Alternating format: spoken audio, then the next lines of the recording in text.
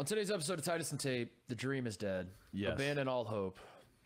We have no reason. I think this might be our last show. This might be it, Tate. For the second year in a row, the Maui Invitational will not take place in Maui. Wait, what?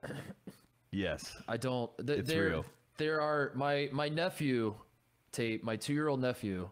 I'm trying to do the math on this. I don't know if this is true, but we're going to roll with it for a fact. My 2-year-old nephew has never lived in a world where the Maui Invitational has taken place in Maui, and that frankly makes me sick. I'm disgusted, and it's wrong. It's just wrong.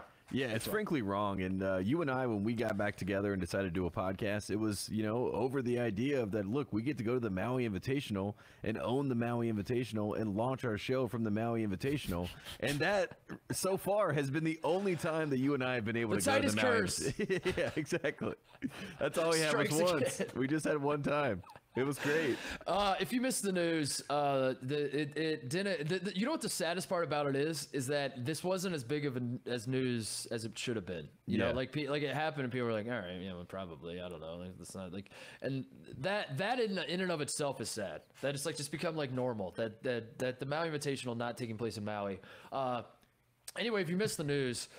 They moved it to Vegas. We're going to talk through our feelings about it because we're supposed to go. We're still going to go. We're just going to go to Vegas. And I don't know.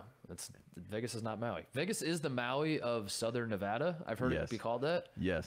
But it's not the Maui of the world. Well, that's kind of the worst part of this, because you and I last year, when we were in Asheville, we signed up to the idea that Asheville is the Maui of the mainland, and now we can't even say that because the mainland has another Maui location. So one of the Mauis of the mainland. We are in complete shambles, to say the least. Also, speaking of complete shambles, let's talk Louisville basketball a little bit today because Louisville. Stop me if you've heard this before, folks. Louisville basketball has received notice of allegations from the NCAA. Wait. What? Stemming from God knows what. I don't know. Chris Mack, Dino Gaudio. Everything. All the above. That's what they circled on the actual NOA. There was like all these multiple choices of things that they had done, and they just said all the above. It said it's Tuesday. So it's just we just send this email out every Tuesday to Louisville. So here you go. Here's your email, your notice of allegations. Louisville and Mercer are the two schools that get this. Chris Mack, as we know, is facing a suspension already. We've extensively covered the Dino Gaudio, Chris Mack ongoing. The legal saga. Part of it, the extortion part of it, has been put to bed. The NCAA part of it will never be put to bed because that's how the NCAA works. But the notice of allegations has been delivered to Louisville. We'll talk about that a little bit. Anything else, Tate? I don't know what else is on the docket. That seems to be enough. I just wanted to hear what you thought about Brady and Belichick, the whole spectacle of the thing. So maybe we talk about that a little bit. But like you said, it's Maui, it's Chris Mack, and it's mayhem. And that's what we are all about here on Titus and Tate. All that coming up, but first, Woody Durham.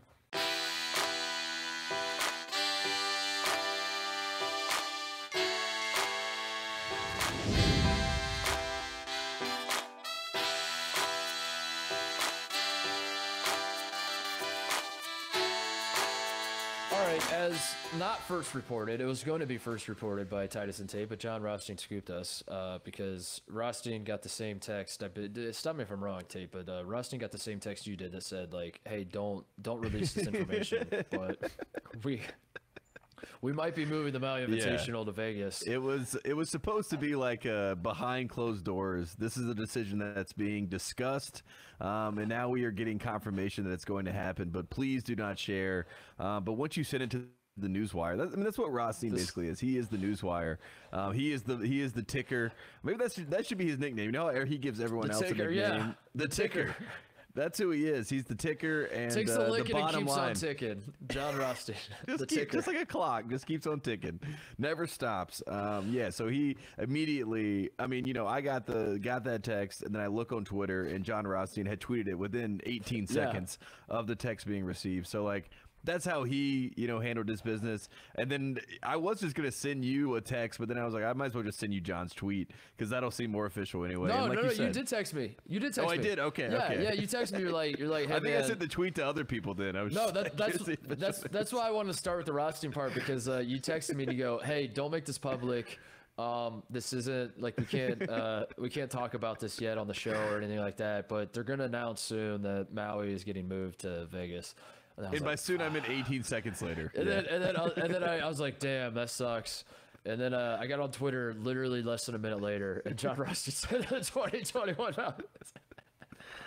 I love this, dude. We gotta do This Week in Scoops. Tate's a scoop, man. Like you're in the game now, and I feel like there's a story to be shared on this show every single week with Tate getting the scoops. But yeah. And John Rothstein was at the Nebraska training camp. Like he was like speaking to the people there. Like I don't understand how he does all this. Have we had John on the show in a while? I was thinking about that too, because I feel like we talk about him. I certainly talk to him all the time. Yeah. But I hadn't thought about it. Like, have we formally had him on? We went on his show multiple times, like during the pandemic, right? I mean, we did like a Big Cat PFT special on his show. We, during the height of the pandemic when the tournament got canceled, I think both of us separately went on his show to talk about the fallout of the tournament. But I don't think that he returned the favor by coming on our show. Yeah. Yeah, we went on his show when he was eating buffalo wings as he was interviewing. That's right. And he was like, the premise of the show is I eat, you guys chat. We're like, talk. What? Can we? He's like, damn, these wings are tasty. He just kept saying that over and over. And plugging whatever restaurant they were from. He was asking us questions with food in his mouth. Wiping his mouth. What do you guys think about Iowa? Or Garza? You think they got enough to get it done? Like, what did you say? I heard Iowa and Garza in there somewhere, Joe. I think he told us it was Hot Ones, but with college basketball talk, which I think is... and then we asked him for our wings. We're like, John, on Hot Ones, like the guest and the host both eat. Like, can we get some food? And he's like, no, I do the eating. You guys just sit there. Yeah, you guys are chatting. Remember? He's like, it's a metaphor for the NCAA. Like, I'm the one that gets to eat. You guys are the players. You get nothing, and you have to perform for me. You do the work. Dance. Back to the point. The Maui Invitational for the second consecutive year has been moved away from the island of Maui. And, there might be people listening to this. Surely I hope this isn't the case, but there might be. There might be people listening that say, who cares? Titus Tate, if I got to be honest, this feels a little self-absorbed for you guys to care this much about this. This feels, from my perspective, this feels like you guys only care about this because you guys get to mooch off the Maui Invitational and get a free trip to paradise for a week, and you're not actually that upset. What you're ultimately upset about is not getting to go on vacation for a week in Maui, and now you're pretending to be mad because now you have to go to Asheville and Vegas, and I can see right through your charade, and I think frankly it's bullshit, and you're spending way too much time talking about this. And to those critics out there, to those haters, I just say you're probably right. Yeah. Good point. Fair point. But give me a second. I'll come up with a rebuttal. It does suck for this reason, Tate. We do, having been at the Lahaina Civic Center, having seen those soft rims, having seen that crowd, having seen that vibe, and then seeing the Maui Invitational in Asheville last year. It's different. It's very different in terms of like the feel of the actual event, because part of what makes the Maui Invitational so special isn't just that it is in Maui and that those who get to play and coach and cover the event get to be in paradise, Tate. It's that there's a trickle down to that. By spending the time in paradise, you're relaxed, the vibes are good, and in turn, the basketball is always awesome. And last year, the basketball was off. Like, we got the last second shot from Texas to beat North Carolina, whatever. Yep. But the vibes were off. Everyone was masked up. I'm wearing flip-flops and shorts and Hawaiian shirts and leis in Asheville, and it's snowing, and we're walking from the hotel to the gym. When you walk outside, you immediately are like, why am I wearing this Hawaiian shirt? I am frozen right now. And part of what has made the Maui Invitational so awesome through the years, and I say this as a guy who watched it every year before I ever went to it, so like even in just watching it from Indiana and Ohio all those years, you could tell that like everyone was chilled out, and like it was just like a fun event that the aura of the place seeped into your pores, and it made it, you know what I mean? Like that was undeniable.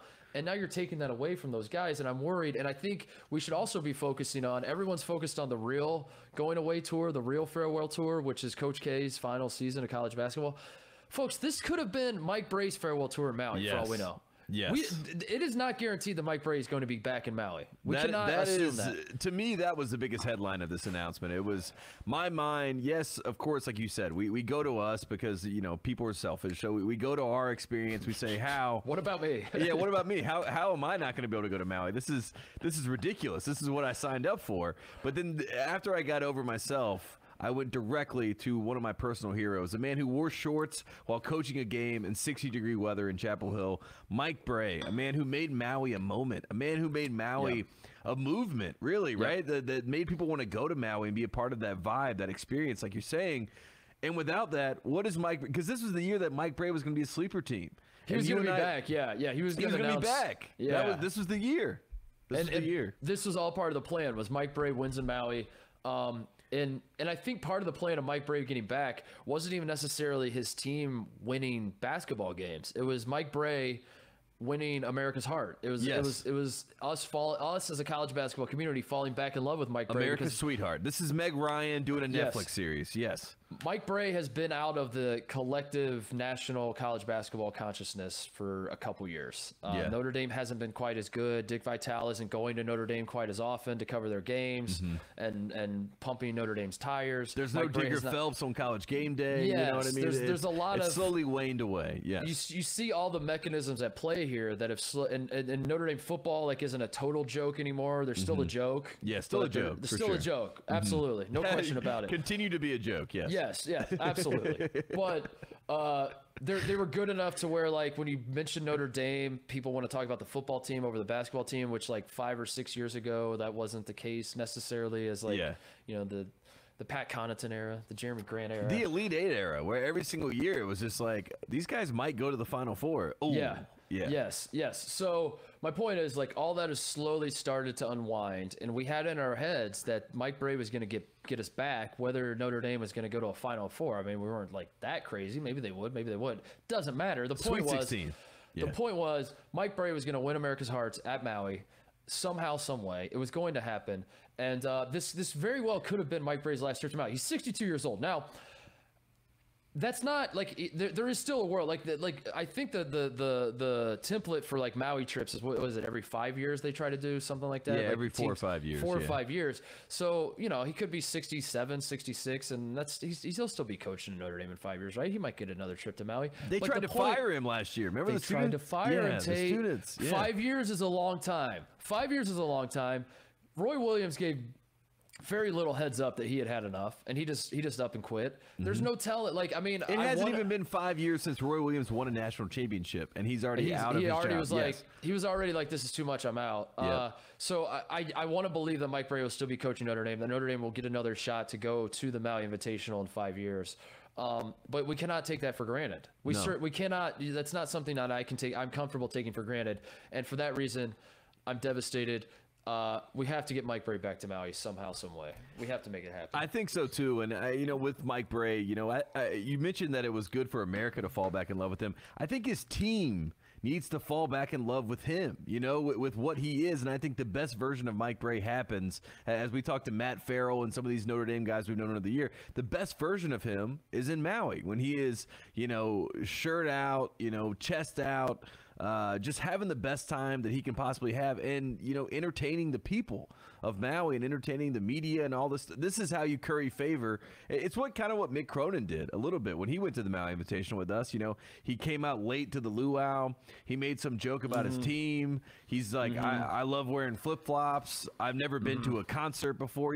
He got the media, that you and I being part of the media there. We're like, oh, Mick Cronin kind of winning us over here. Mike Brady takes it to the max, and not Mike Brady, Anthony Grant, Obi Toppin. Yeah, dude, that's when the Dayton Chris Mack, Mark Pope. I was already thinking about Chris Mack doing the opposite of this, but Mark Pope won us over, talking about the defense and how much he loved his team, and his team all stood up and said, "What do we have to do? Rebound." This is a moment in Maui, the behind the scenes, the BTS, the things that you and I like to talk about. Yep. We don't get that anymore. So and, I will. That hurts. All right, so we have to move on. Rip the rear view off of the Maui Invitational car. Throw it out the window. We're looking ahead. We're moving to Vegas. It has happened. The tournament's moving to Vegas. I mean, not you and I. You and I are now moving to Vegas. Wait, what? The tournament is now moving to Vegas. How do we feel about this being the landing spot? Last year we did Asheville. If I'm being completely honest, I'm gonna stop myself before I say something I regret. Asheville is a beautiful city. I think it was more the problems with the Maui Invitational in Asheville last season were not specific to Asheville. It was the weather, the unusual weather, which everyone swore again, Titus curse was at play because like everywhere I went, everyone's like, dude, I don't know what's going on. It's never snowed here before at this time of year. And I was like, perfect, awesome, glad I could be here for it. But it was also the state of the world, the COVID situation, the bubble situation. It wasn't enjoyable. It was not fun. It was not fun at all. Exactly. So, like Asheville did its best, but it wasn't. It almost felt like we were doing something illicit, you know what I mean? Yes. By having this tournament and all this sort of stuff. So there was like that collective conversation that's going on. Am so I like, a piece of you shit and I, for being here? Exactly. You and I couldn't enjoy it. You know what I mean? We couldn't have fun and make little quips and little jokes because it was serious. It was all very serious, right? And that's not the tone of Maui. So, I no disrespect to Asheville, but that is what happened last year. So it's not an apples to apples comparison here. But thinking about it being in Asheville last year, now it's going to be in Vegas. I guess let's try to look forward and get a sense of do you like the pick for Vegas? How do you think it'll try to capture the vibe of the Maui Invitational? Like, what are our thoughts there? Like, can we still salvage it a little bit in Vegas, do you think? I think that we have a shot just because Vegas, they try to create, like, I think there's a new resort that's going up that's like villas or something like that. And it's like you're in Bali, but you're obviously in the desert. You know what I mean? So like Vegas is known and prone to try to recreate atmospheres as best they can. I mean, there's an Eiffel Tower there, for God's sakes. There's New York. Statue of Liberty, too. Yeah. Exactly. Like, this is what they do. If there's any city in the U.S. There's a pyramid, an Egyptian pyramid. Yeah. They can make it happen in Vegas. Anything is possible, as we know.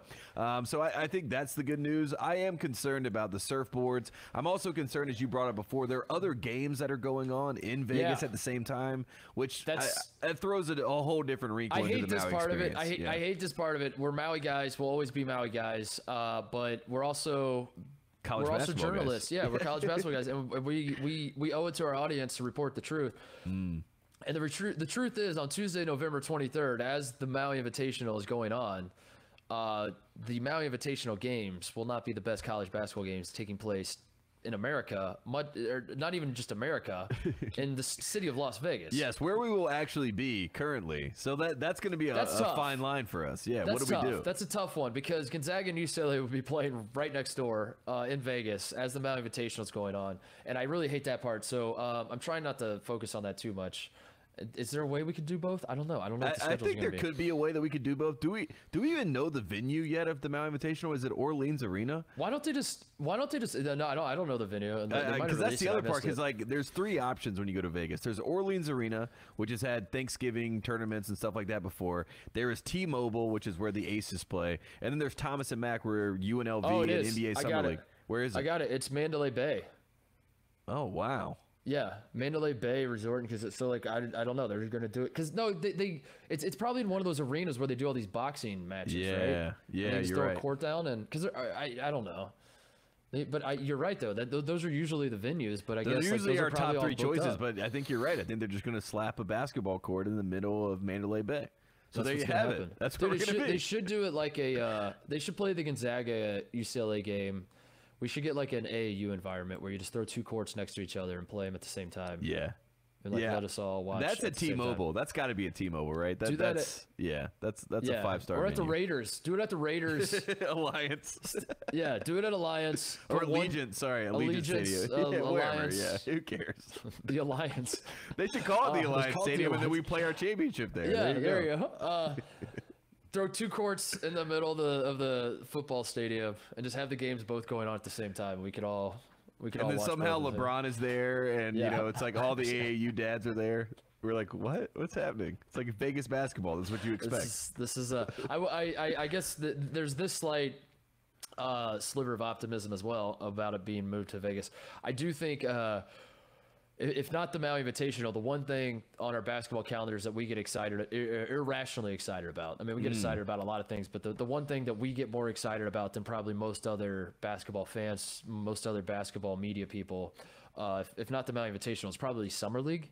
Yeah. We love going to Summer League. And for similar reasons to the Maui Invitational, because when you're walking around a Summer League, and I've said this before, so sorry for repeating myself, but when you're walking around a Summer League, everyone's guard is down. There's something about being in Vegas that like everyone just decides I'm not an NBA player anymore. I'm not an NBA coach. I'm not like no one's filming me. Like all the NBA brass like really buy into the what happens in Vegas stays in Vegas mentality. Absolutely, which is pretty shocking because most everything that they do there does get tweeted or reported. It does get tweeted, yes. But they do act like it's like you're behind the veil a little bit, yeah. And we love that about the Maui Invitational because it's the same thing as I was saying earlier, is that the vibes are great. Like we saw Kansas win the Maui Invitational last time we were in Maui, and then like an hour later we were poolside at whatever resort we were at, and Bill Self's there just like slamming Mai Tais with his big belly out and like just and I'm like, and what laughing is it? Like, with this us is insane. and just having a great time. Yeah, exactly. And he didn't care. Like we went up there, we're like, Bill, we work for Fox Sports. We do a podcast. Like I don't think he would have been like, oh shit, I can't be seen this way. Well, you know, like it's the media.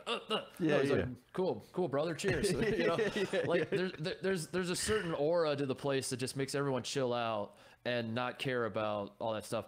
And I think Vegas is the one, like Summer League's the other time I felt that in a basketball setting. So maybe we could still capture that. Maybe we could still get Mike Bray. I mean, Mike Bray's guard's always down. He never cares. Yeah, he doesn't care. Yeah. I don't know. The rest of these guys. Kelvin Sampson. Dana Altman's one. Dana Altman is a guy who needs Maui in his life. That guy is he's a great basketball coach. That guy is not someone who people are out there saying is one of the most fun college basketball coaches. Everyone's saying, Dana, let your hair down. You know what I mean? Like go to Maui and let your hair down. And I think this was the year to do that. And now in Vegas, not the same thing. Dude, Greg Gard, Wisconsin was supposed to be in Maui. You know who needs like a retreat to reset the whole vibe of the program after the offseason they had of leaked tapes and all that sort of stuff? It's Chris Mack in Louisville. But you know who else needs it? Is because the exact same shit happened with leaked tapes and whatnot, is Wisconsin. With Greg Gard, all the turmoil he's had with Delondo Tucker and then like last year's season, like last year Wisconsin, we thought they were going to be good. And it was like a sort of a loveless marriage is how I described it all season. And then they beat North Carolina. But and then they almost gave Baylor a good game for a half second. And anyway, this would have been great for Greg Gard. He goes to Maui, he gets to let his hair down and relax. And you mentioned it, like Maui's like a obviously all the players are excited to go to Maui. So that's the other sad part about this, that the players are geared up. This is like their big vacation. This is a nice break. Even though we're playing basketball, it's still early enough in the season where we're figuring things out. And then if you're a coach, yes, you get to give these players this great experience. So you kind of get like a nice little boost, ego boost, check mark, for your recruiting. You promise them this kind of trip. And then when they get to Maui, like we saw with Tom Izzo last year or 2 years ago, you could ban them from Maui experiences and make them pay when they don't play well. You know what I mean? Like you have like this ultimate, kind of learning experience in front of you where you can, get them in a position where they're like, I would love to swim, but I lost to Chaminade. One of the funniest things I've ever seen was, I forget the player. There's a Michigan State player who was standing. It was like his girlfriend, his sister, and a couple buddies, whatever, who were all like sitting on the side of the pool with their ankles in the water. You know? And then the Michigan State player was standing behind them and just talking, and they were all just talking, just hanging out. And he couldn't, and we later found out the reason he couldn't sit next to him and put his ankles in the water is because Tom Izzo said you cannot touch the water. Yes, the rule was that you cannot touch the water. So like it was, and you couldn't put on like bathing suits or anything like that. Like you couldn't put in like, so he's wearing like a Michigan State, like he's about to go work out, and he's got socks on, and he's just standing there. Meanwhile, you and I are floating in the pool, like saying, "Wow, what's going on over here?" Yeah.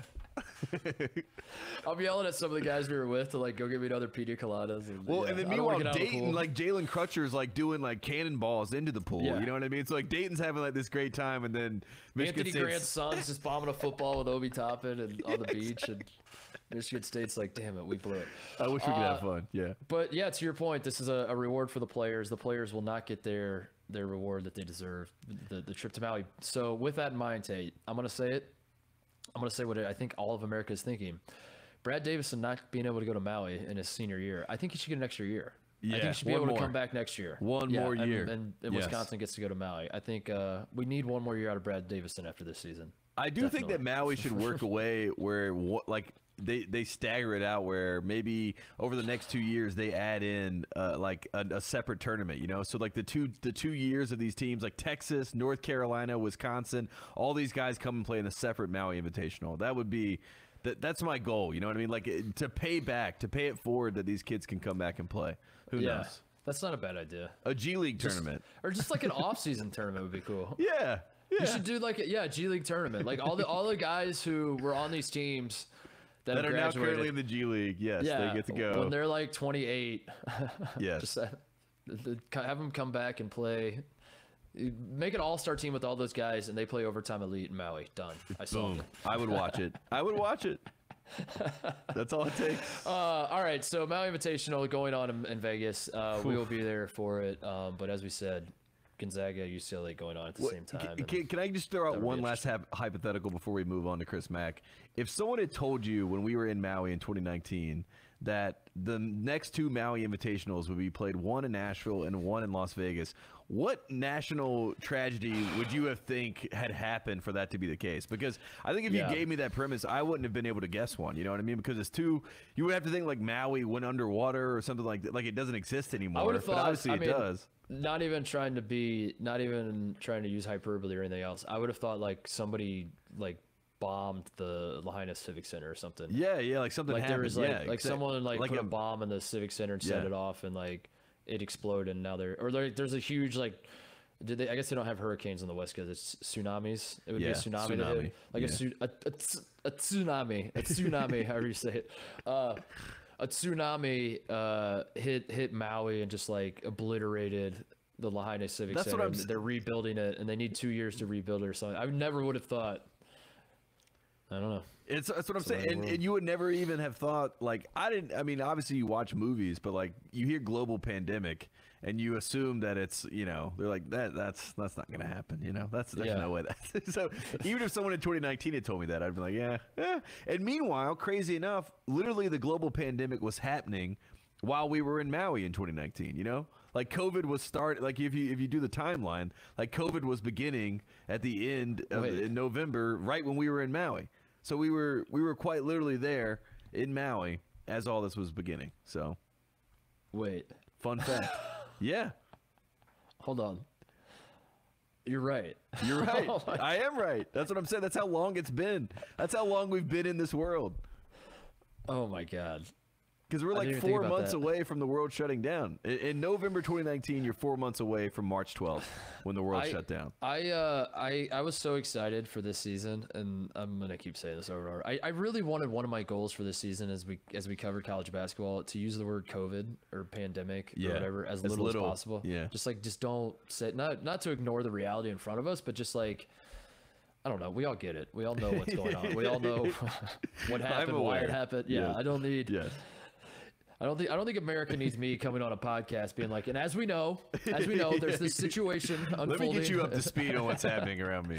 So I don't really, and of course, the Iowa State basketball team did not play in front of the fans, as we know. The fans will now, as we know, be back because of the COVID pandemic situation that was unfolding. Yeah. I just didn't want to do that. I was like, let's just get back to normal and like let it rip and have some fun. And I realize every single day I wake up how naive I am and how stupid I am to think that I can do that. Because what are the odds that we ever go back to Maui? I think that's the next question as we push forward into the new year, because I think we have like that will probably be the moment that I think you and I get to celebrate again, which is what you're talking about, where we get that to me, everyone's like, when do you think you'll feel like you're over it or you get it or you passed it or whatever it may be? I think that moment for me is when you and I are in Lahaina Civic Center and we have actual fans around us and we're just saying, look at us.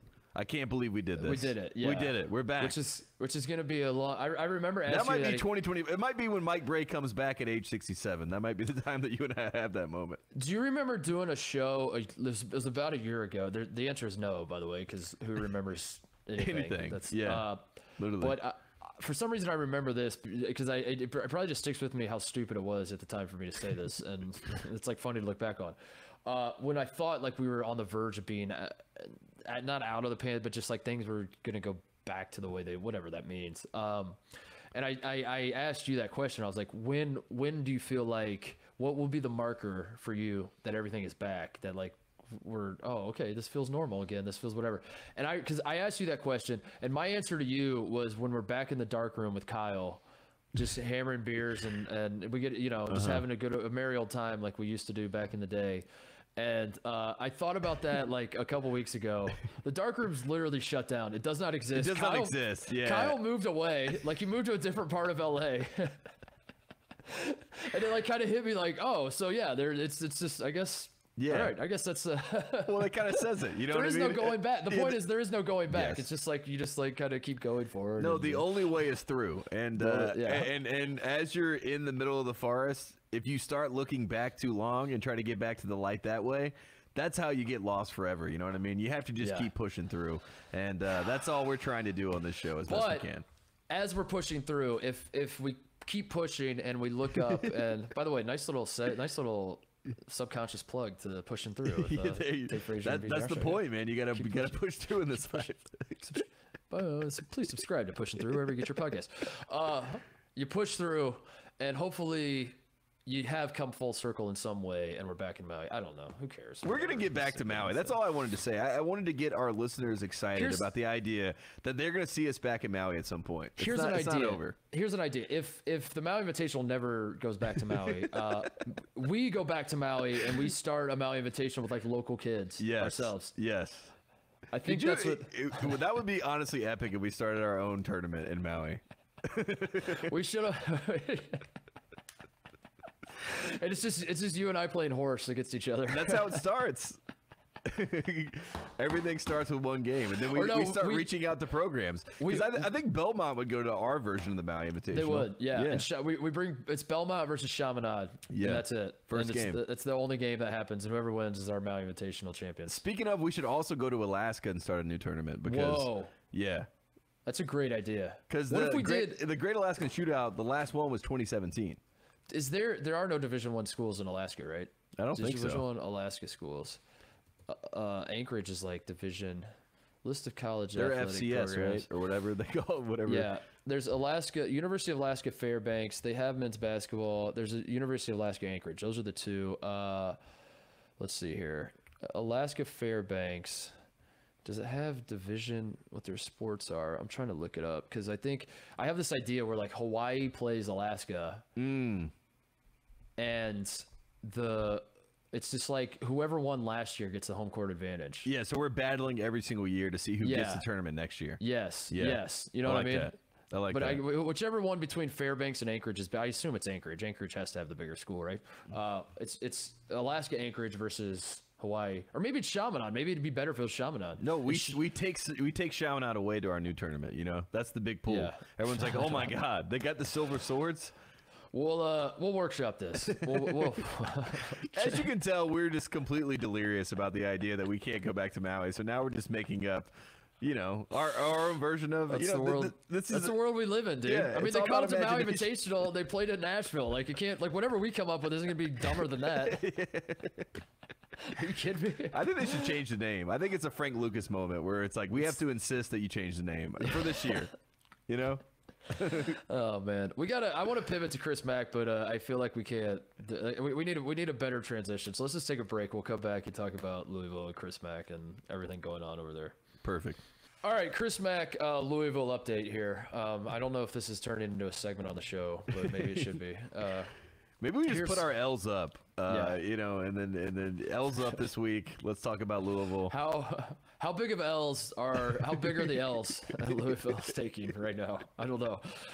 We do like a gauge. We got to like somehow a 0 to 10 level of concern coming out of Louisville. So here's the newest development. So as we said, if you're very, very new to this story, I have no idea what we're talking about. Dino Gaudio extorted Chris Mack. Chris Mack fired Dino Gaudio. Dino Gaudio said, I'm going to report all the violations that you committed at Louisville to the NCAA, which is a no bueno situation for Louisville under normal circumstances, but is even more concerning for a program that is still has not fully processed the scandal with Rick Pitino. They processed the one. This is why it's so funny. They lost the banner because of the one scandal from Rick Pitino. So you might have thought by Louisville losing the 2013 title that the Rick Pitino era they were free and clear. Yep. That was it. Like when they lost the banner, that was it. It's done. It's a new era. Now it's Chris Mack. Now whatever happens, which is a hefty price to pay, by the way. You know what I mean? Like losing the banner and that becoming like a white national championship. That's a lot to take. You know what I mean? That's a lot. Yeah. But so you might have thought that was the end of the Pitino thing. It was not. That was the end of one of the Pitino scandals. The other Pitino scandals, the Brian Bowen Pitino scandal, was still in the air. There was still notice of allegations that was out there. Yes, like this is why Pitino got fired, and the FBI did the flow chart. Yes, we're still processing through that one. So when Dino Gaudio said, "I have these violations that you have committed, Chris Mack," this was like, oh shit! Like we're already sort of in hot water with the NCAA as a program from Rick Pitino. Yep. This is going to be and that's why Dino Gaudio thought he had leverage. What he didn't realize was that Chris Mack was recording him as this was going on. So Chris Mack turns it over to the federal authorities. Dino Gaudio gets arrested for extortion. I understand how all of this sounds like we need like I feel like the South Park Scientology episode where we have to flash like this all actually happened. Yeah, this is real. Yeah, this is actually like this is the golden tablets right now that we're telling you about. So anyway, Dino Gaudio gets arrested. He has to go face a judge for federal extortion charges against the University of Louisville, against Chris Mack, whatever. That part of it. So now that little element of it, the Dino Gaudio legal element, is done insofar as the judgment has been passed down to Dino Gaudio. He got like what did he end up with? Like probation, a slap on the wrist of some sort, like promise us you won't do it again. And, yeah, exactly. And do a little community service, mow some old people's lawns, and we'll call it a day. You know, like that was what they told him. So that part of it's put to bed. Dino Gaudio not going to prison, as far as we know. Like that's wash your hands of that. There's now the NCAA part of it, Tate, because I can't help but laugh. I mean, it just keeps going. You know what I mean? It sounds like you're describing like a series like The Sopranos or something like that. You know what I mean? Like it sounds like you're giving me like the rundown of the episode guide. Dude, this would have been better than the new Sopranos movie, by the way. Absolutely. All this shit. Yes. So in calling the federal authorities to say I'm being extorted, Chris Mack actually played himself.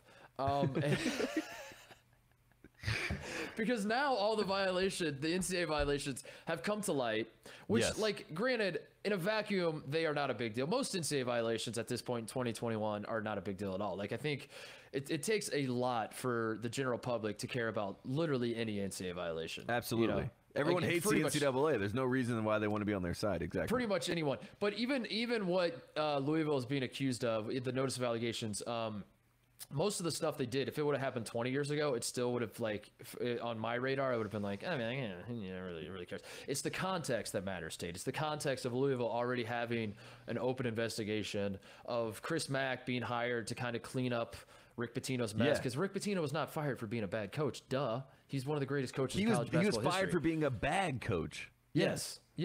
So, like, the one thing that Louisville needed was now a good guy. We built this empire on the back of the bag. Now we need a good guy to take the empire that was built and steer it, like the PR ship, over to the. Just act like we're doing good things now. Yeah. Act like we're doing good things on the back of all the bags that we dropped. Right. That was what they wanted. Yes. So anyway, Chris Mack gets the reason we're bringing this up is that Louisville has now released their updated NCAA notice of allegations. They have tacked on to the already existing notice of allegations going back to the Rick Pitino situation. They have now tacked on level 2 charges related to Dino Gaudio's situation. I just keep using the word situation because that's the best situation way to sum it up.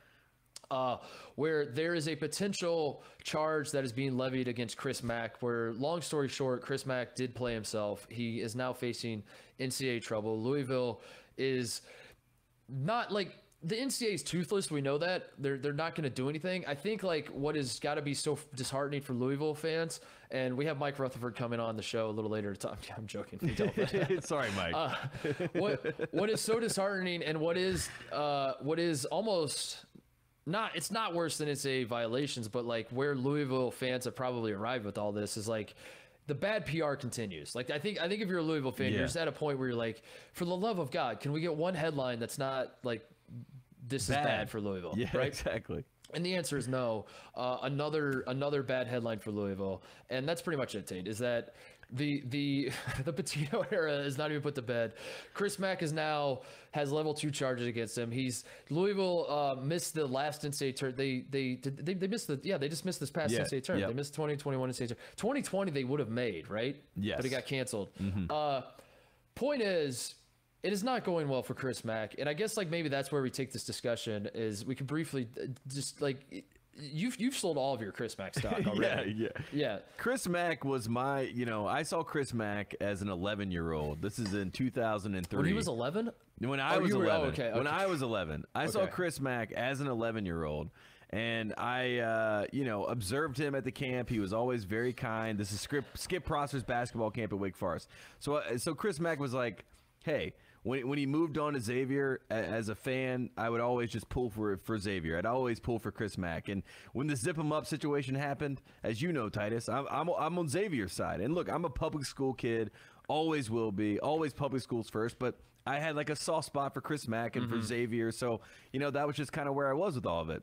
And then as time kind of continued to evolve, you see things that are red flags, like encouraging J.P. Makura to, maybe do some things that were a little out of line, telling him that it was funny that he went at, Mick Cronin. Right, and, which it was. To be fair, it was. It was. But Chris Mack's role should be to, like, I hate this, and then wink behind closed doors. Yeah, but instead he was like trying to get into the dirt of it. You know what I mean? Which is like, what's going on here with this guy? This is a little bit different than what I assumed him to be, what he portrayed to be to an 11-year-old me versus the reality was always a little bit different, right? And then the big moment for you and I was when he took the Louisville job, because Xavier's his alma mater. He was very content there. I think he was taking that program. They were going to get to a Final Four. Who knows what could happen if they get to the Final Four? They could potentially win a national championship. And then he jumps ship. He leaves his alma mater, which I think I can't even fathom the idea of just throwing away my alma mater and going, no matter how much the money is. Now he's a top 10 coach, paid-wise. Not a top 10 coach, the way he actually coaches. But his salary is $4 million a year, which, hey, good job. You jumped up to a new gig.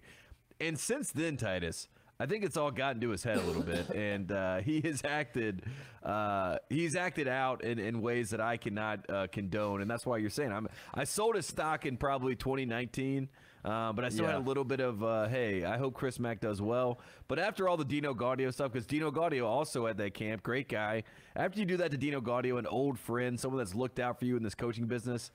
It says a lot about your character. And as Bruce Pearl told us, character counts, Character Titus. counts, yeah. And that's how I feel about Chris Mack. Character counts. I'm with you. I thought at this point in time, so we've seen 3 years of Chris Mack at Louisville. He's about to enter year 4. I thought at this point in time, it would be clear to me why he left Xavier for Louisville other than just the money.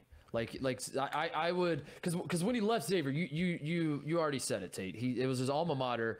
That in and of itself is enough for you and I. Like if you were the head coach of North Carolina and I was the head coach at Ohio State, we're not leaving for any reason. No, pay me whatever. Yeah. If you fire me, I don't think I'm leaving. I think I'm locking the door and grabbing a shotgun. I'm like, come get me, bitch. I'm not leaving.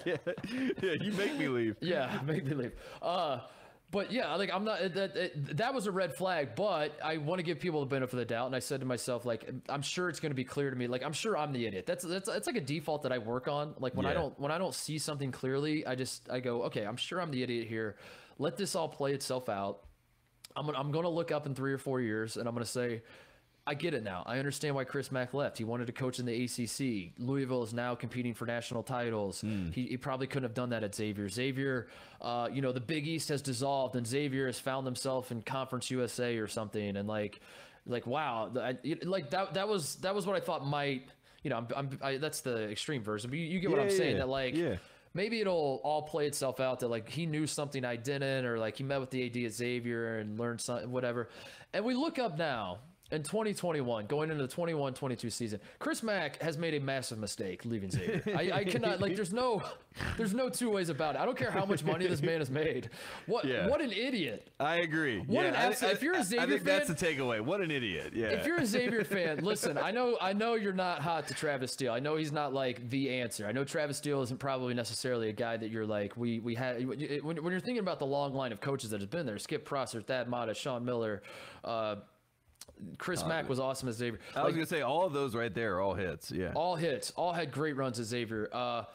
And you're looking at Travis Steele and you're saying, this isn't quite the standard we have as a program. So, like, we're not exactly, like, stomping all over Chris Mack's grave. But some small part of you has to be looking at this and saying, thank God. Like, this man, in his last 3 years at Xavier, Tate, they are a 2 seed in the 2016 NCAA tournament. They lose in the second round, but still 2 seed, like, great seed. Like, the upsets happen, whatever. The next year, they go to the Elite 8. Yeah. The following year in 2018, they're a 1 seed. His final season, they lose to Florida State in the second round. But he has a 3-year run where he makes an Elite Eight, gets a 1 seed, gets a 2 seed, and none of them are the same season. Like that is a great 3-year run for Xavier. That's unbelievable. He made 4 or 5 Sweet 16s in his time at Xavier's head coach. This was a made man. This guy was. He could have. We're talking about Mike Brey falling out of favor with Notre Dame fans a little bit earlier. Chris Mack could have missed the next maybe 10 NCAA tournaments at Xavier, and they're still not firing him. Yeah, no, and they're still like talking themselves into him getting them back to that position. Exactly. Yeah. He played there. He coached there. He was an assistant there. He was Xavier basketball. That was the face of Xavier basketball. They're in the Big East now. Like everything you would want had happened, and this man stepped away from it all to move to Louisville of all places, which Louisville's a great town. It's whatever. But if he takes the UCLA job, we get it. If he takes the Miami job or something, we get it. But it's you just want the money? Is that it? No, I mean the answer was yes. It's just the money. Exactly, but it would be as if Jay Wright in 2015, after they get upset by NC State, goes and takes the Louisville job. Yeah. And then it's all like, oh, what could have been? I mean, I think Xavier was trending in that direction where they're competing with Villanova at the top of the Big East, and maybe UConn obviously now gets thrown in there, and you're having that conversation, but. Chris Mack and Xavier were going to make a Final Four. I would go down and say that was going to happen. You know what I mean? It was 100% going to happen. Yeah. Exactly. So the fact that you threw that away for your alma mater, and again, it's for the bag, and you and I, we love bad guys. So, but when you're when you take the bag, but then you're expected to be a good guy. It just doesn't work because the philosophy is all the way off. And then when you go to Louisville, you act like a petulant child at some level by recording people, by doing that video against Calipari. I mean, that was a bad look. I mean, there's been so many different things that have happened that you're just like, what is happening? Like, what is going on here? But, dude, even the bag, now that I'm thinking about it, there's the short-term bag and the long-term bag. Yeah. This man went after the short-term bag where I don't know what his standing is at Louisville. I don't know if he's going to get fired. They now have, though, with these NCAA violations, they have grounds to fire him for cause. Absolutely. Which has got to be terrifying 100%. If you're Chris Mack. Yes. Because like I said, I don't think the violations in a vacuum are enough for Louisville to be get this guy out of here. We don't like him. I think the context matters, though. And if you're Louisville, you're enough is enough. We literally hired you to not have this happen. We hired you to put the past behind us and have a clean slate moving forward. And now all you're doing is bringing more into it. And it was a self-inflicted wound, too. By the way, all you have to do is not record your assistant coach. Not only not record, but have a straight up real conversation with him. You know what I mean? And we should not have been privy to the conversation that Dino Gaudio had with Chris Mack. Right. And the fact that we heard Dino Gaudio, and look, I'm going to be honest with you, it made me like Dino Gaudio. I was like, damn, Dino's kind of a gangster. I didn't really know this. But it also, it's going to lead to your downfall and your demise at the school. And you had one job. Your one job was to be good. Your one job was to stay out of the headlines. Even if you're mediocre and you win 500, if you're a 500 team, Louisville fans are like, hey, we get it. We knew what we kind of got ourselves in here. We're kind of in the mud right now, and hopefully we bounce back on the other side of this. But you didn't have any of that. Instead, it's just been continual. Dude, you have a long leash because, as you said, the narrative, if you're Chris Mack and Louisville's you're not winning as many games as you thought you'd win early on. All you have to do is just talk about how hard it's been to recruit, given the cloud of all the uncertainty of and you just blame everyone behind you that what you were left with. That's easy. That's a no-brainer. That's a layup. You're right. He had one job. Literally, all he had to do was not create negative headlines. He did that on his own accord. It's not even like someone dug up these violations that he committed. I mean, Dino Gaudio, I guess, kind of. But if he doesn't record them and snitch, this isn't a problem. And that's got to be just mind-numbing. If you're you got to be losing your mind. So if I'm Louisville's administration, I don't listen. I don't think anything's going to happen. But all I'm saying is, if you're Chris Mack, you wake up now today as these violations are out there now, or the notice of allegations are out there. It's possible that Louisville might have a reason to move on, and that's got to be terrifying because. You could have been at Xavier for the rest of your life, and that is my point, Tate. The long-term bag at Xavier, he coaches at Xavier forever. He makes a Final Four. Say he wins a national championship. This man could own the entire town of Cincinnati. He could run Cincinnati. I understand that there are probably more UC fans than Xavier fans there, but Xavier just slowly, we know how these things work when you have two schools that are close like that.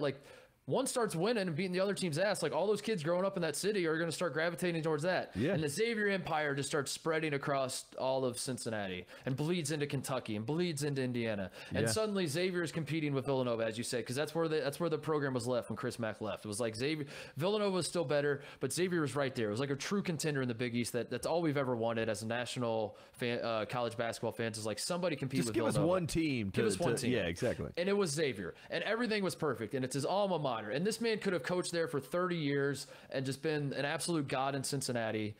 And he threw all of that away to chase a short-term bag in Louisville that may or may not even exist in 3 or 4 years from now. Yeah, and he's back now. He's gonna like wake up and he's coaching. I don't know, fill in a Southland team or something like that. Who the hell knows where he's gonna be? He's gonna be working at Fox and be above us and commentating on games. And we're gonna have to wipe this from the record.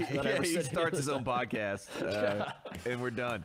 I personally, you know, I think the worst thing that he did, obviously besides leaving his alma mater, is you just ruined all your good faith and in general in the college basketball space with people thinking that you're this good guy and you're this great coach and you're this honorable man. You know, I mean, that's what this whole experience is kind of taking away the allure of that. So you can't really go back home to Xavier either. You know, like they're not right. They're not like waiting around saying, "Oh man, Chris Mack's going to come back and save us." Maybe they are, and if he does, do that, I don't know. Travis Steele, we'll see. He's got Danny Peters on staff now, so we'll see how that whether that helps or hurts him. But no, you are right though. That's a great point too, because like part of the branding could have been, I don't know. Like I'm just trying to think of like narratives matter in this sport. Dude. Yeah, like, we know that. And like you know, Kentucky, you're the coach at Louisville. You're the clean guy. Like you could throw shots at Calipari about cheating, whether it's true or not. Like you could instigate that rivalry. Now you're a bigger cheater than Cal on the record. Yeah, I mean, exactly. Not actually, but like that in current times, that's how you'll be treated. That's how Kentucky fans will act. Yeah. You could talk about how we do things the right way, unlike those guys over there in Lexington and stuff like that, and like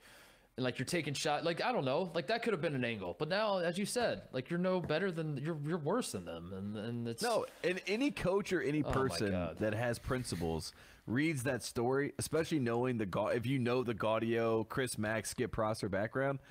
Like, you cannot read that story and say, like, you cannot leave that story and have a good taste in your mouth about Chris Mack. You know what I mean? Right. And that is the real hard part to ever get back. I mean, that's your reputation and that's your status amongst the college basketball world. And if the casual fan and the AD and the booster all think that you're kind of a rat, you know, or that you're only out for yourself and that you don't care about people that have helped you along the way and that you're willing to just cast them aside, I mean, that hurts, and that will continue to be a stench that's on you. And if you have NCAA violations that they stick on you, then you're not going to get hired anywhere else, especially not at a big-time program like Louisville.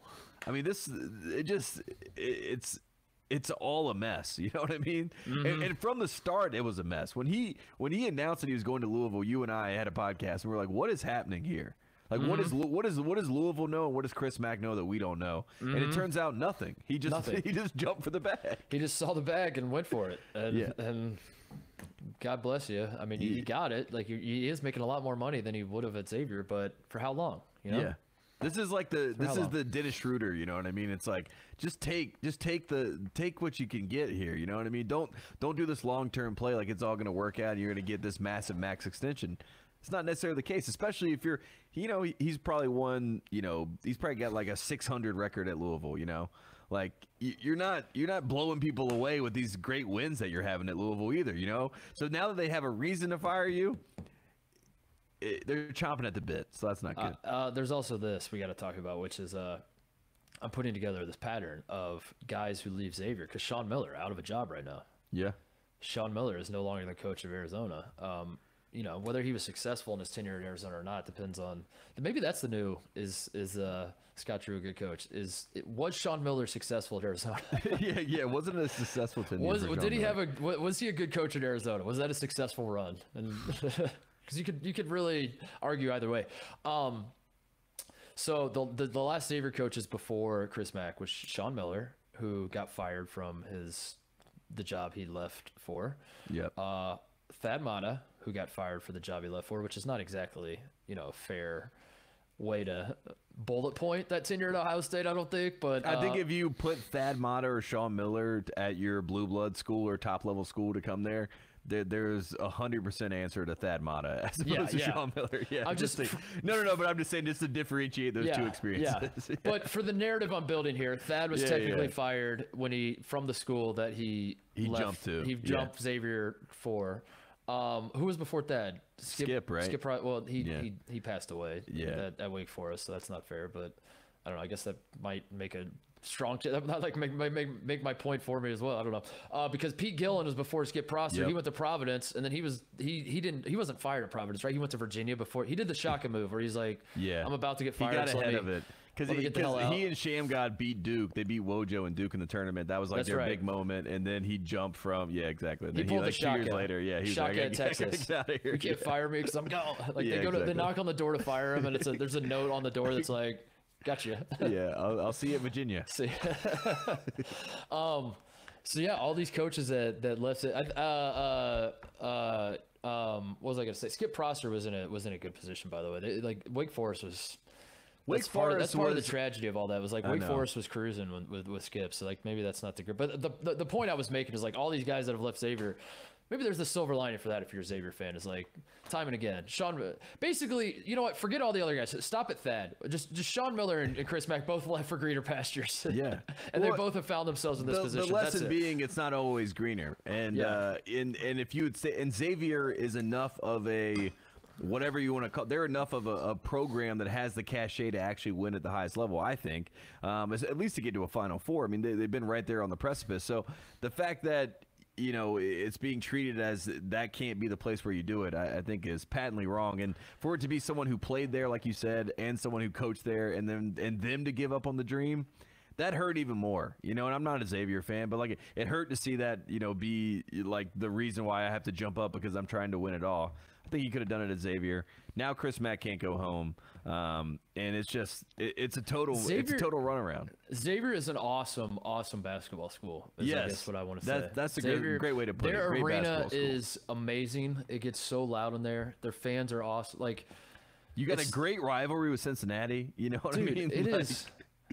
There's a lot there. There's a lot going for Xavier. So, I mean, just the fact that they got slapped in the face and then their guy goes and acts like an ass, you know what I mean? Like, he still represents their university at some level, even though he's not there. You know what I mean? Like, it's a poor reflection on them as well. I mean, all around, it's not good optics. I don't know, man. I'm thinking about it. He might end up back at Xavier. I think Xavier would take him back. I mean, like, he's got to clean up the optics a little bit. So, like, there's got to be a way, but I don't know, dude.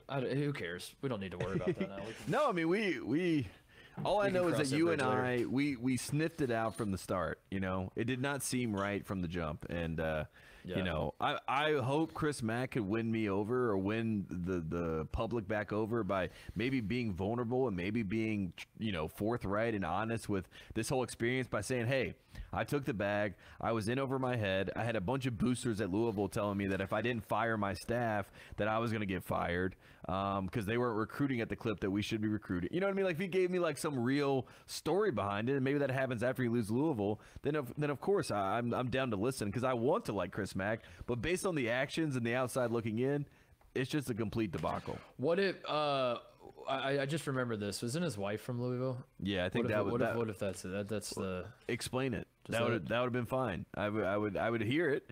I'm not gonna say it would be like the thing that really gets me over the edge. My wife wants to be back in her hometown. I mean, hey, it's something. I mean, I think you just gotta roll. Yeah, if you're Chris Mack, you just. I think that's the statement we put out is like my wife. You make up like a relative that was like sick or something. Yeah. Like my wife's. Well, my wife's kindergarten teacher. That would be more of the Chris Mack that I know know now. That would do that. You know what I mean? Yeah. I just want something real.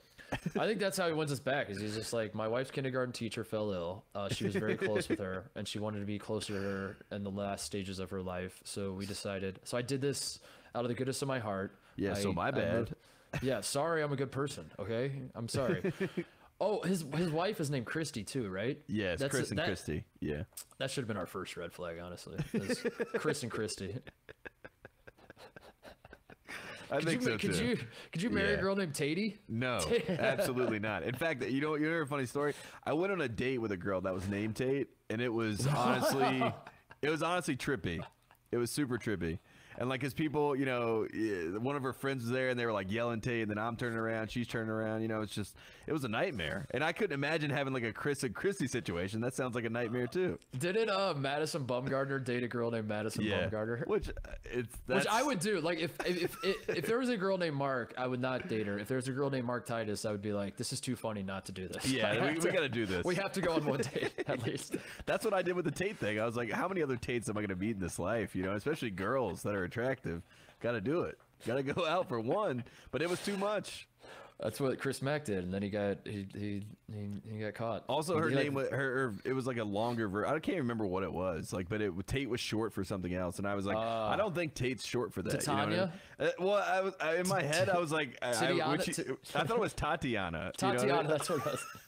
Tatiana. But it wasn't that. It was something else, and she was like, "Yeah, Tate's short for that." And I was like, "It's absolutely not." Hold on, is Tatiana the feminine version of Tate? No, I don't think so. I don't think so. Are they? Is that like a similar? I think Tatiana's like a P.D. Pablo character. You know what I mean? Like in a song. Like, I don't think Tatiana's really out here. Tatiana was one of the women from Mambo No. 5, I think. I think it's from Freak a League. Freak a League. He's just naming names. I truly do. God. Oh man. All right. Well, anyway, we'll bring it back full circle with we like and I like Chris Mack. I do. I wish you well. We forgot to set it up with that, so I just want to get on record as saying I like Chris Mack, and I like Louisville, and I hope you guys win a lot of ball games. But also, Chris, you stupid idiot, why would you leave your alma mater? What are you doing? But you and I, we do like Louisville. Like the city of Louisville, we love that it's a basketball place, right? It's a basketball city. And we also love the program. We want the program to do well. We're pulling for Louisville. So that's the other frustration. Like, we don't want to have Mike Rutherford on here. I mean, it's as funny as it is, we don't want to have him on here talking about scandals 24/7. I would like to talk basketball at some point. It's also like not funny anymore. Exactly. I mean, we just laugh for an hour straight. But it was funnier with Rick Pitino. It was funnier with Rick Pitino. Yeah. Now it's just kind of sad, and we're just like the losers that can't help but continue to laugh just to like. Yeah. I don't know. It's just it's a part of our universe. We have to keep up with it. I mean, that's why we care, because we love Louisville. You guys welcome us to your beautiful city. You came out. You supported us.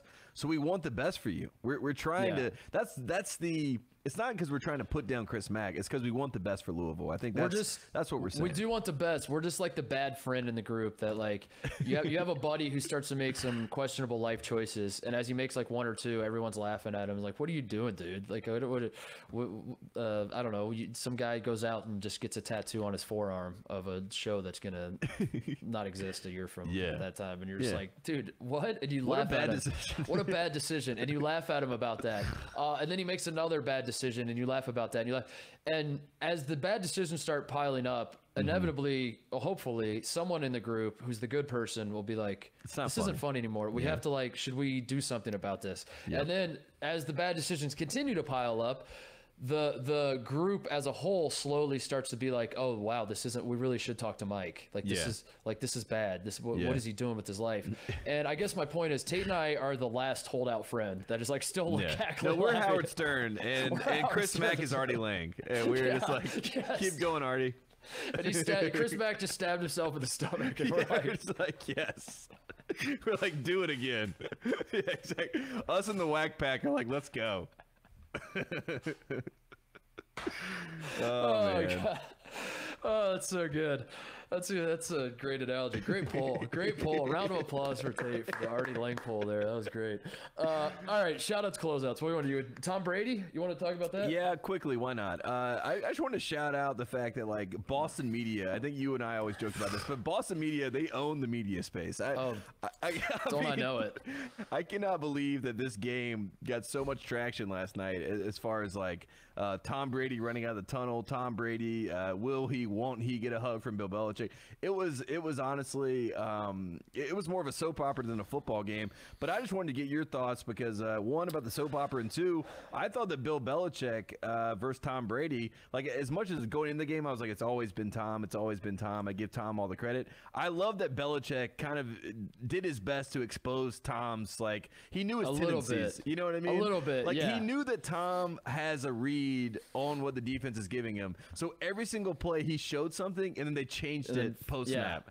And I thought it was like beautiful. It was like I don't get really enthralled by football games as much these days because it's like, you know, air raids, you know, it's kind of just like, all right, same thing. You know, I see it over and over. It's kind of like when you watch the NBA, it's all screen and roll. You're like, okay, it's going to be screen and roll. Wow, I'm shocked. But I love that Bill Belichick was throwing all these wrinkles at him. And it was like, it was a chess match as much as we hear that in football and I roll my eyes at it. Last night was a chess match and I enjoyed it.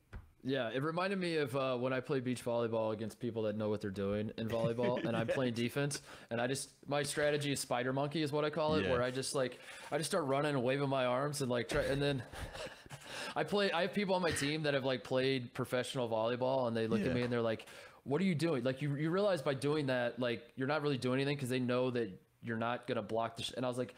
I remember saying this out loud. I don't know why this first came to me, but I said, how can they know what I'm going to do if I don't even know what I'm going to do? I like that. That's my strategy. That's a good answer. And that felt like what Belichick's doing. He's like, let's just throw it. Let's just throw them around. They're like, fly around. Mix it up. Just mix and it was just throwing Brady off. And it was like a fun moment in time because I feel like Brady, and I actually like Tom Brady. I used to not like Tom Brady. There it is. Now kill him. Go for it. No. Yeah. I actually like Tom Brady. But I do feel like he has won. Like he's won the separation, the divorce, whatever you want to call it. It's been all pro Tom. It's been all bad for Bill. It's gotten so far that, you know, everyone's like, Bill Belichick, does he really deserve credit for these Super Bowls? So I enjoyed that Bill Belichick got some of the power back last night. You know what I mean? Which is like, I can take down Tom Brady too. I'm not afraid of Tom. Okay, so I agree with you, but I think it's our job as non-Boston media people to not give any positive vibes to Boston sports. So so instead, what I want to focus on is how the Boston media machine has come out of this game saying that Mac Jones is good. One. Yes, that is funny. Yeah. That he threw nothing but like 4-yard passes the entire night. They're like, look like Brady to me. And then at the biggest moment in the game, when all you need is 3 yards, and you could go march down and win the game and definitively make it happen. Bill Belichick, which by the way, like history is going. We're probably already there. That like the Patriots fans are going to say that if the kick doesn't doink, the Patriots win. If the kick goes in, you kick off to Tom Brady, and he marches down and kicks a field goal and beats you anyway. So Bill Belichick makes the decision in that moment that I do not trust my quarterback to get 3 yards. So there's that. But the Boston machine, that the Patriots are going to be good. They like just give it time. They need time to gel. When they are currently 1-3, they are in last place in the division. I guess they're tied for second technically, but screw that. I'm not Boston media. They are in last place in the division. Mac Jones does not complete passes longer than like 4 yards, 5 yards. That's like all he does all night. Yeah. And Bill Belichick is a salty little bitch that can't even like give Tom Brady like less than a second, you know? Yeah. Boston media also after the game was like, Bill Belichick went to the locker room for 20 minutes. Right. He spent 20 minutes with Tom Brady. You know what? Release the tapes because I don't believe that for a second. I really don't. Like, you can make all the fanfic all you want to, but like Bill Belichick had no interest in hugging that man, nor did he want to talk to him. He didn't even make eye contact with him. And if anything, he was like, Josh McDaniels, you take it away from here. Like, I don't want to talk to this guy. That was the vibe. And I actually appreciated it because I like that Belichick is like, I'm not going to give these people what they want. You know what I mean? There's just there's no world in which I give them what they want. And the other thing I will say, everyone keeps saying Mac Jones looks like Brady 2.0. Let's just be honest. Like, if Tom Brady was the rookie quarterback and he's playing, you know, Brett Favre in Foxborough, this big game, this big moment, you know what happens when that kick goes up? It goes in. You know what I mean? It does. Tom Brady, as a rookie, that kick goes in. And that is, to me, the biggest takeaway was, wow, Mac Jones, not quite Tom Brady. You know what I mean? He doesn't have, like, Tom Brady has that skill where, like, it always works out. And even when it shouldn't work out, when Julian Edelman's on the ground and the ball bounces up and it somehow falls into his lap, like, Mac Jones doesn't have that. And, like, that is what you want from Tom Brady. And that's what you want from Mac Jones, and he doesn't have that quality. So take that, Patriots fans. I do love that Patriots fans are in a position now. Their brains are in a pretzel, Tate, where they find themselves waking up this morning saying, the Buccaneers. Tom Brady was lucky to win that football game. But it wasn't actually him that won that game. It was someone else that won it. It was Nick Folk not making that kick that won it for him. Yeah. Tom Brady didn't actually win that game. That's bullshit. We were right there. We had it. They deserve that feeling. and some unlucky stuff happened and we lost. Yeah. And then now the rest of America says, exactly, that's what happened on every single one of your Super Bowls. Every and single they go, one. Wait, no, not. If John Casey doesn't kick the ball out of bounds, the Panthers win the Super Bowl. Jake Delhomme would have beat Tom Brady in a Super Bowl if John Casey doesn't kick the ball out of bounds. Just think about that. You know what I mean? Like that, and like Mac Jones doesn't have that. You know, he doesn't have that luck factor, and Tom Brady has it. So that's the difference. I love it. But that was the thing I learned last night. Mac Jones hung 17 points on a defense that had like their secondary was basically the practice squad. Yeah, and and they've been giving up like 30 points a game, I think it was. Yeah, I was gonna say Matt Stafford like literally roasted them a week before. And he scored 17 points, so he is the future. He is a future MVP, and that's that. If the Patriots had Lions jerseys on and last night's game happened, they would be getting clowned for having that's like a shitty Sunday Night Football. Why is this team on Sunday Night Football? One. Yes. Of course they doinked the field goal. Like this, why would they kick the field goal in the first place? They doinked it. They deserve that. They deserve that to happen. How do you only score 17 points against that? That would be all the things we would say. Yeah. It was not the Lions. It was the New England Patriots. And for that reason, we now have to talk about how Mac Jones is the future and the Patriots are very good. And I don't know. So that was my take. But it was cool. Like it was cool, but like it was definitely overboard too. The coming back and all that, because it was like a week 4 meaningless game. Like I had this thought too. Like this is the difference between the NFL and the NBA.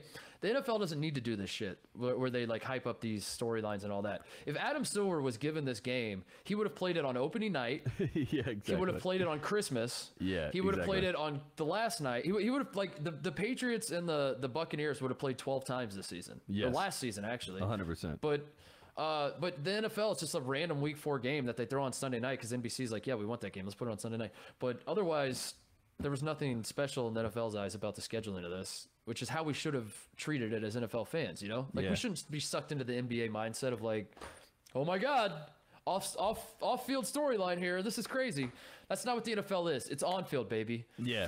For better or worse. But also like Brady, you know, of course Brady's going to get cheered, you know, and of course he's going to get booed once the game starts. Like, I loved how that was like a storyline. They're like, will he get booed? Will he get cheered? And it's like, no, they'll probably cheer for him in the pregame, and then they'll probably boo him during the game. I mean, that seems pretty normal to me. And then it was like I saw like Sports Illustrated. They wrote a story that was like Tom Brady cheered, you know, in his return to New England, and then it was like update: Tom Brady booed in his return to New England. It's like, okay, all right, awesome. Yeah. Great story. Any other shout-outs before we go? Shout out to the Chargers.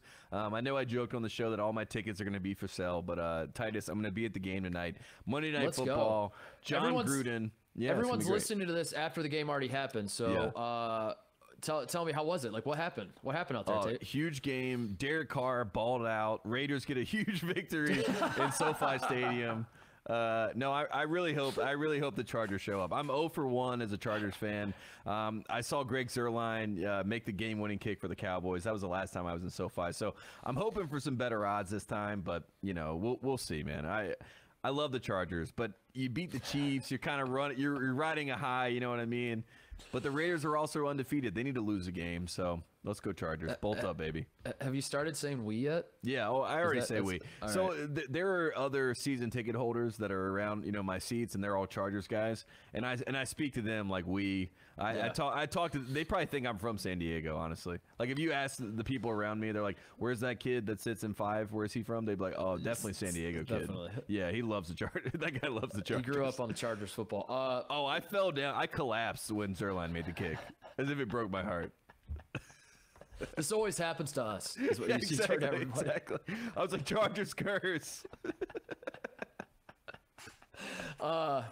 Speaking of like you saying we and like trying to decide whether you're allowed to do that or whether it feels right or whatever else. I guess I got to ask you as a Southerner. I found myself saying y'all a couple times in LSU because your thoughts on that. Do I have not that first of all, does it work that way? Can I get a pass from just one person? Because that's put me in trouble in the past. Getting having a friend be like, yeah, you can totally say that. And I'm like, wait, are you sure about that?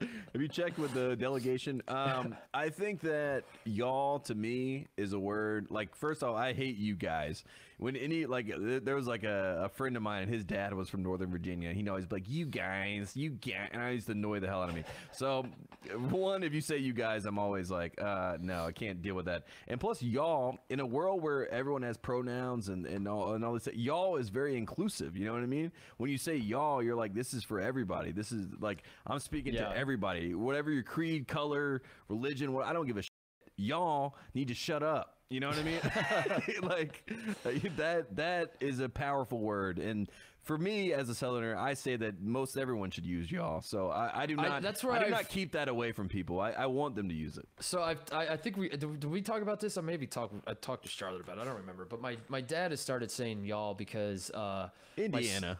Indiana, yeah, and then also my sister just moved to South Carolina, and the parents got a place down in South Carolina too that the little side place that so when they go visit the grandkids, they can stay there. Go. Yeah. So now like it's sort of justifiable because it's like, all right, is my dad now like a South Carolina guy? Like maybe he can, and it's a late life transition into the Southerner deal where he's like maybe y'all's allowed. But then also I look at him, I'm like, this is the same guy I've known my whole life, and all of a sudden he started busting out y'all on me. Like, this doesn't feel right. This feels very weird. So I'm down in Louisiana and I'm talking to, and you know, this happens like when you're around a group of people, you just like want to assimilate and just like talk the way they talk. Tendencies. You just pick up tendencies. And I caught myself a few different times before I said y'all, and then I noticed by the end of the trip it was just like coming out. It was just like, I was like, y'all take care. All right, did it feel good? It gotta feel good. It did, but then I also thought like, oh my god, if someone's recording me, I'm done for. Like if I got like a if it's a hidden camera situation, this gets put on the internet, I have to release a press release. Apology video. Yes, I'm sorry, I said y'all. I know I'm not from the South. I didn't mean it. And it's got me tripped out, dude, because we're getting ready to go to Texas for a couple weeks. We're going to Florida next week. And I know it feels like a runaway train. I'm going to start saying y'all a lot. And but then I guess where I settled was this, is like ultimately all it is a contraction. And I use a lot of contractions. Yeah. So what is y'all? Yeah, you're saying like, you all. Yeah, you're saying I'm you just all. saying it fast. Yeah. All right. Yeah, no, it's not like it'd be one thing if you were saying yeehaw. You know what I mean? Like I feel like that's how you're taking y'all. You think that you're saying like darn tootin' or yeehaw, right. And like that, like if you start saying darn tootin' and yeehaw, like I can't even. Like I'm not Southern enough to even cover you for that. You know what I mean? Like if you look at me, I'm just like they're not going to take my answer for this. But y'all, I think you can get away with y'all. Yeah, yeehaw, darn tootin', like that might be too Southern. That's like Clint Eastwood. You know, that's Josie Wales talk. I don't think you can get in there. That's all I needed. All right, that's the show. Thank you to who are we thanking? I don't know why I'm thanking. Thank you to Chris Mack and Christy Mack for giving us content. We don't hate Chris Mack. We just want him to be better. I think that's our big takeaway. Yeah. We just want him to be better. That's it. We will see you guys later this week.